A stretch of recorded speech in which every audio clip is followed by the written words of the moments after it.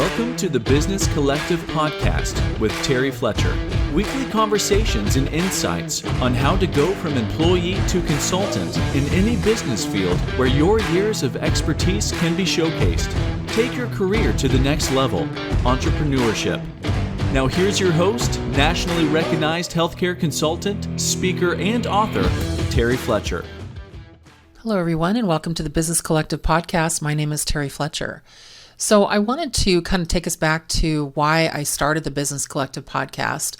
And why did I do that? Well, I really wanted to have something that explained why people do what they do, why we're entrepreneurs, why we are taking the time to explain to you, going from employee to entrepreneur is a tough transition. And are you there? Do you see the signs? Is it time to transition from employee to entrepreneur? And that's why I started this podcast, just to kind of give you the mindset, the thought process to determine if that's where you're at. Because let's face it, entrepreneurship is not easy. It's risky. It can be stressful. And the success rate for new businesses really isn't all that encouraging. So why do people become entrepreneurs, which really means working for yourself? Usually it's because we find that simply working a job just isn't enough. We need to challenge ourselves and to test our ideas and to take control of what we're doing. And working for someone else just can't justify or satisfy that kind of personal drive. So how can you be sure that you are ready to make that change and really go break out on your own? I mean, how do you know when you are ready to not work for somebody else, not be I hate to call it a wage earner because you're still going to make money, obviously, otherwise it's a hobby, but really just be in charge of your own domain. I know plenty of people that fantasize about owning and running their own business, but more often than not, those same people prefer to wait until a business is handed to them instead of striking out on their own. So let's look and see if you are ready to make that change.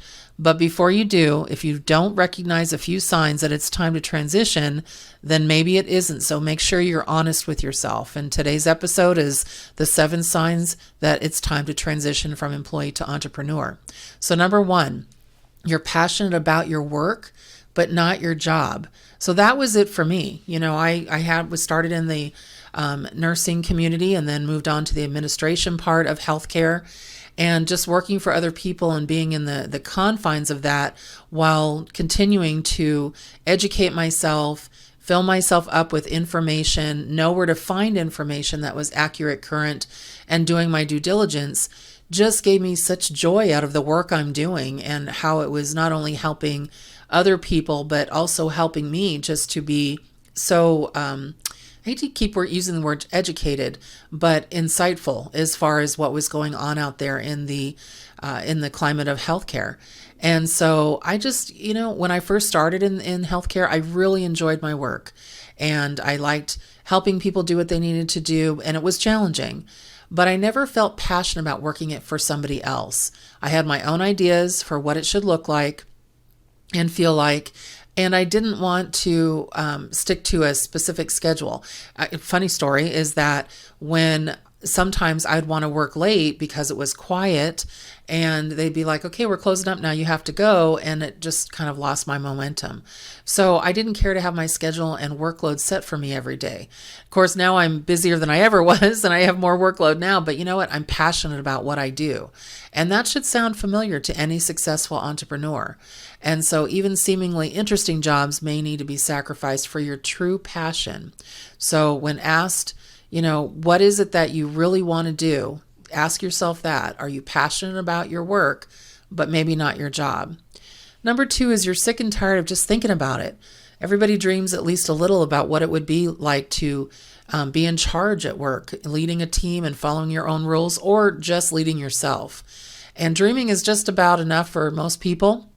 But if you find yourself beginning to actually resent your own entrepreneurial dreams because you haven't done anything about them, then traditional employment is just not going to satisfy you. It's time to take a risk. And if you're not a risk taker, then just, maybe get out of the business, because unless you want that place of comfort, and I'm not saying that's a bad thing. I'm just saying if you need that comfort, steady paycheck, benefits, all that, and you're not willing to step out of that comfort zone to see what you can do with your knowledge, your expertise, and into the workforce at your rules, then you're not ready yet. So that was number 2. Number 3 is you want to help others. I know that sounds strange, being an entrepreneur. Why am I helping others? Well, if there's one thing that separates entrepreneurs driven to build large, successful enterprises, it's the pleasure they take in not just building a team and giving opportunity to others, but also sometimes taking other people under your wing that you really support. I know a couple of times I've done that, giving somebody some advice based on how I started my business. I just recently did that with a really good friend of mine, telling her that she needed to have a membership system with what she does, because she just gives such good information as well. And there's room for everybody in, almost every genre. So don't think because you're lifting somebody else up that you're taking business away from yourself. Quite the contrary, actually. I was podcasting this morning on a different platform with a healthcare attorney, and we were both talking about, certain things with some of the provider relief funding, for example. And because I'm usually very helpful with other people, trying to get them to, to the next level and explain, well, I would do it this way, or what do you think about this? But giving them the option to, obviously, for input. I just got a good compliment as far as you're always there to help. And so what can I do for you? And I really like that. I really like that somebody can seize that. And so if you're willing to help others, that's one step closer. Just find out if you have the support. So, entrepreneurs, a lot of time people say that they're loners, they're vagabonds, they're troublemakers. And success is simply a matter of finding and surrounding yourself with open-minded people, clever people who can take our insane hours and our insanity of what we want to do and put it to good use. That's a great way to kind of put it. Something a lot of people don't understand about entrepreneurship is that we can't do it alone. You have to have somebody who has your back while you're out risking everything to accomplish your goals.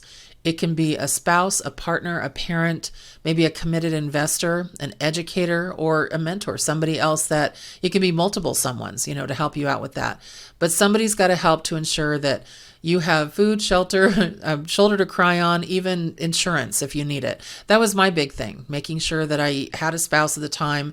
And yes, I'm on my second marriage, but making sure that that person, my partner, was able to have my health insurance, so I didn't have to worry about that. And so that's been a really big deal for me. But I have the support. My husband will bring me coffee in the morning. He knows I have a busy day. I do so much virtually.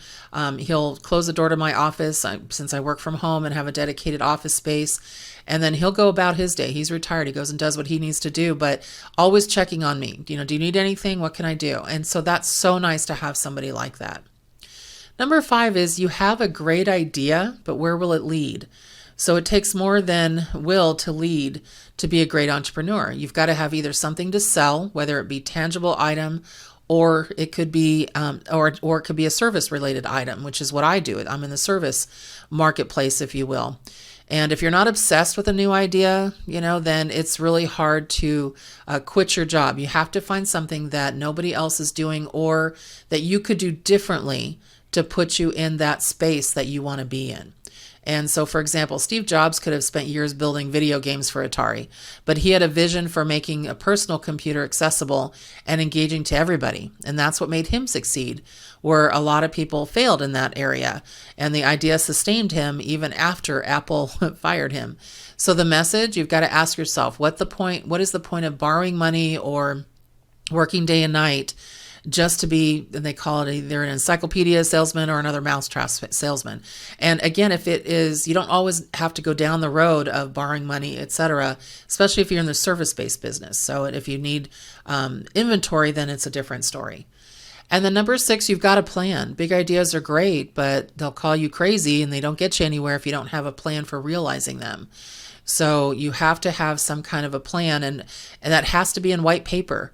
So you need to do careful market research. You need to forecast your financing. You have to have a realistic plan, because a wild vision may not become a reality. And do not quit your day job until you have a plan and how to put it into place.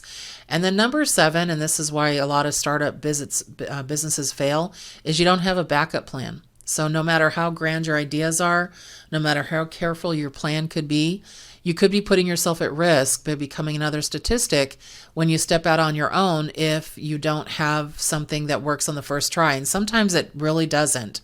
So have a backup plan to pursue to keep you afloat if the first thing doesn't work. And remember, backup plans are important because nowadays there's a lot of people, especially the pandemic, I think stemmed this quite a bit.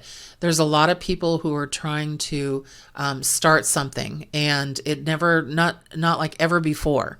And so I always get people say, well, I want to be you, or I want to be in the business like you are. And they want to start, and this is going to sound weird, but they want to start at the top without working their way up to that point. If I've been in the business for 35 years, then obviously I've been here a while, so I have name recognition.